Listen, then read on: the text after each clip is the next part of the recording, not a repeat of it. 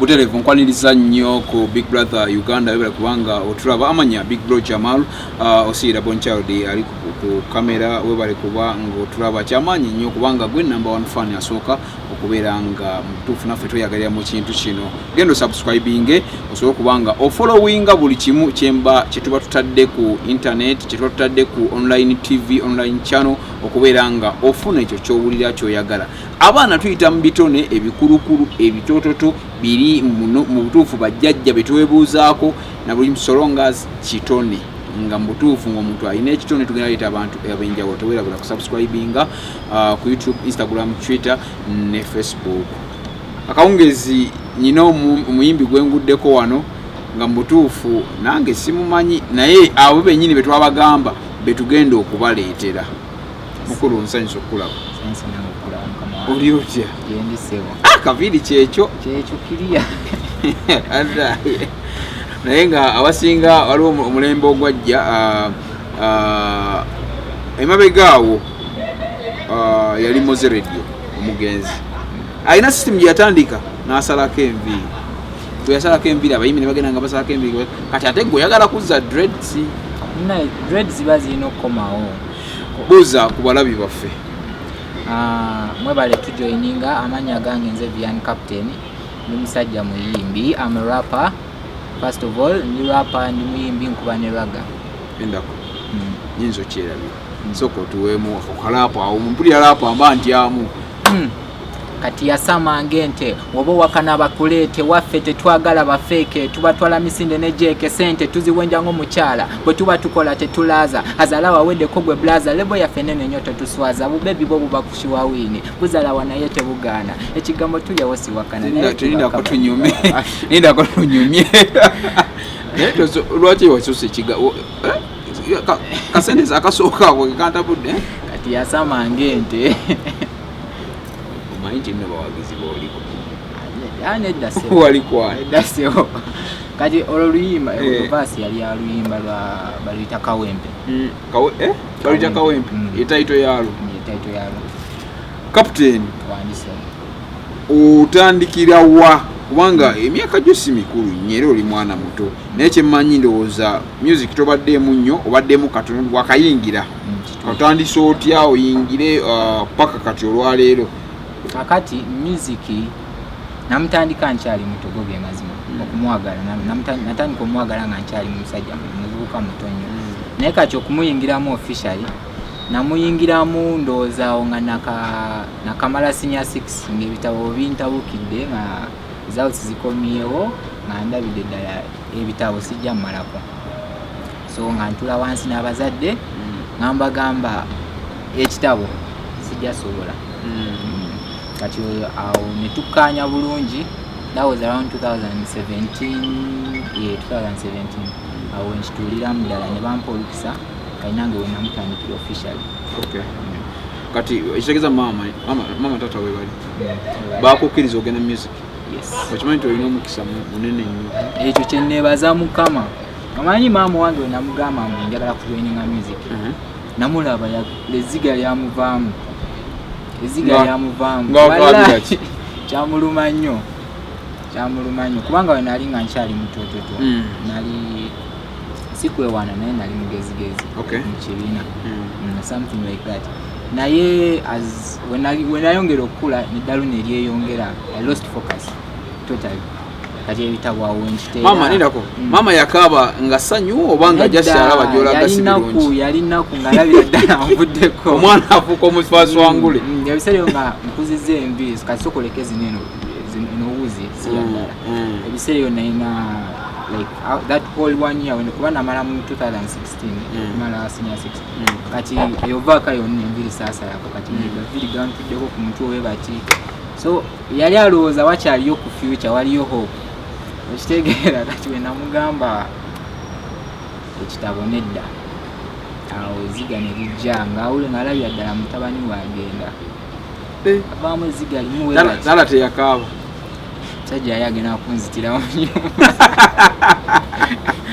sajja yali agenda kundira mu nyumba naye nga nindako mama ye yalinga akaaba taata ye bwe wamugamba Nanyiga bunyiizi n'agamba tekisoboka.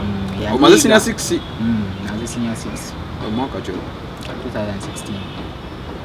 Kasajja kakulu mu Musajja mukulu myaka 21. Naweza 22 this year. Naweza 22 this year. Oli ku Big Brother Uganda. Oyogero subscribing and ne captain. Ligwaritya. Oli wa maje. Captain, Viani captain. Kali story erinnya eyo nayo ndala nnyo. Engeri nafuna captain. Lindako. Tata iwa maje. Mama iwa maje oba. Wali ali maje. Captain nali kali captain jo. Story eri tricky nnyo. Twali tutuddawo mu ddiro. Soko nyonyola erinnya lya captain. Kati erinnya lya captain. Oba abamaje bagenda kukwatira bwerere. Tebasobola. Tebasobola nange kenyini ndi munamaje. Ndi munamaje. Ola ebyemiggo. Nedda anti kati ogenda okufuna erinnya captain ngero oyinawo oli. Ekitegeera kati ngaziza bafana wagamba tuli maje. Nange ndi patudde maje kali nange nerabanga munamaje. Okay. Munama captain erinnya nga ndifunawe bati nali twali waka nga tulina kasinema ketulabawo ne muganda wange. Kati waliwo omuvubuka nga nfaanana nnyo nga mumpi kwega yali tanfaanana naye yali mumpi nga nze nga naye alina eddalu lingi nnyo nga bamuyita ye Captain Nyanko naye nga yali mutiitiizi. Kati nga nange ndabamu nnyo obutiitiizi yali alowooza ndi mutiitiizi.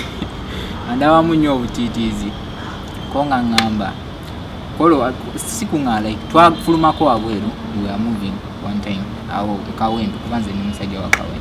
Batutambulamu awo amanyi Kawempe webeera munaye mulimu abayaye bangi ababe bangi. Kawempe abayaye be Kawempe basinga abezana ko Kasaawe nasomera zana kaga teri wadde muyaye ali Kawempe. Muyaye ali Kawempe. Omuyaye omutuufu ali Kawempe kati batusalako twagala. Leka wezala wona yenja kuyita mulo wano. Mulo omuyaye omutuufu ali Kawempe. Omuyaye omutuufu ali Kawempe. Ezana wali wa bichupoli fake. Nabo je bali go. Je bali ko. Kali kutusawe kye okunya ne mulo na musanganga. Ngabere eyo byachi. Era mulo wanna respect. Leka kye Kawempe. Twasanga abantu abayaye balinga batano. Nga tuli babiri ne mukulu wange. Kali ye mukulu wange yadduka. Nandekaawo mbunoto banabo sato bana amazima gali nti nze negayirira nainamu ku busente bwange nainamu abebe Kawempe anti balugamba muli banyogonya tuli bana bakukyalo kati omye era wakulaba tagenda kuyisa bubi nnyo agenda soka kwogeramu nakugambye kati nga paye kido mpayo lwasawe bintu ebyo kaye mukulu wange yadduka bino teyabiraba yatuke waka nabagamba bana Viani bamuli bubi. Kali bagenda okukomawo nga nange ndi kukuba onzija bajja okuntaasa. Bagenda okusanga nga nange ndi kukuba nkomawo. Ekitegeera. Naga wali wa maanyi bakubye. Nange nemba bimbira era interview ebanagiraba. Bajja kuba banguddemu naye nabavimbiramu. Nembagamba ekintu nakikwasaganyiza. Kati Captain Skuto mumanyi. Ta complaining nga kolinye.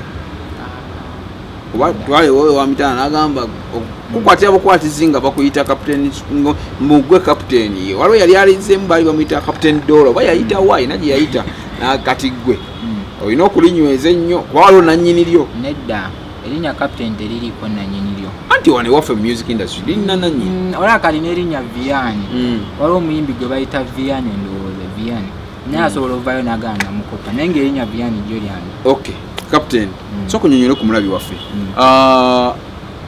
ebyo nabino biyiseemu otandise okuyimba otandikidde wa?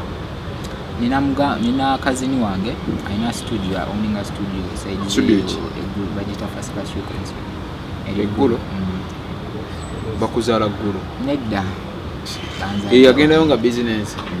Okay ye yalabiramu asobola okufuna kasente ye nga ye nedda teyampita kuba ye yagigulawo dda. He even has awards side zeyo kitegeera like the Northern Awards ayina awards yawangula nga best producer ya bintu ebyo kati when I was there nali awo nga manye ebisomo ebitabo biganye biki ebyo nosalawo we na bilo limbo lwaso kalimba kyaso olukawempero nyinyi binadde freestyle olukolera video sinalukolera video oyina enyimba ngame nina ennyimba 3 oluyimba lwenkoledde video omanyi nti okyalina olugendo lunene kyo kituufu etaaga mu esaala naye katukusabire kubanga kyona kyekiri kisima ne guno gwotunuddeko kibeera kisima. Big Brother Uganda nine kapiteeni alina ennyimba 3 muwagire rapa ate nga musajja ategeera kyayimba. Tuwaddemu kakapera wali mu kusooka nti kitegeeza mbu era oba otunudde mu lyrics ze ziyina engeri gye zitambulamu kiba kitegeeza nti muyimbi. Abaana bato bwe bati music talent nti kitegeeza gwe osobola obeera eyo nga oli musajja muyimbi oli mukazi muyimbi naye nga aga Katonda mu ggulu nga tewali ngeri kijoyinza ku penetratingamu nojja nofuna omukisa nga noyingira ku channels enjawulo noyingira ku radio noyingira ku TV so nga ate babeerayo. Tubawagire buwagizi kubanga bannayuganda genda subscribing ojja baweyongera okulaba abaana ab'enjawulo abali talented nga ate osobola okufunamu na kiki mu butuufu bayita mu haso kubanga abahasolinga bambi okubeera nga music waffe ayingira kuba ennaku zino byafuuka bya ssente wati olina ssente music osobola okumwesonyiwa. Kati top planning akuddayo kusoma nedda for now nedda muganda wange engeri essomero lye ate endongo genda kuliisa endongo ejja kundiisa kubanga yatandise okundiisa mpola okuba ku buvulu si kuba ku buvulu but I write oluwandika n'otunzi nze nganze Vian Captain omuyimbi is a rapper kati off like ng'ovudde ku muziki I also write songs like I diversify mpandika ennyimba za njawulo study za rap oyagala okutulimba wakawandika nnyimba ki nedda nina ennyimba zempandise like young artist nedda baziguze lwakuba bamu bayimba gospel ekitegeera so it's very hard for them to onzijeka obamba nja olabiranga mu church era mmanyiyo babiri basatu sijja kuwakanyawo bonimbye oba owandiika oyimba kubivuga kivuga kikyokuba n'olyanga wekakasiza. At the moment ndi kuyiga how the whole production process. I'm trying to learn how to produce. Well, sibula abalabi baffe. Thank you very much. Mwebale kunyaniza mbadde mbasaba you support me ndi muyimbi mutonga ya mundaba mpambana. Akapera kali kanyumidde kanzideo lindako kansoke mbawe social media handles zange musobola okunfuna ku Facebook Vian Captain, Instagram Vian Captain, YouTube Vian Captain. Please subscribe to my channel, subscribe to this channel as well, and that's it.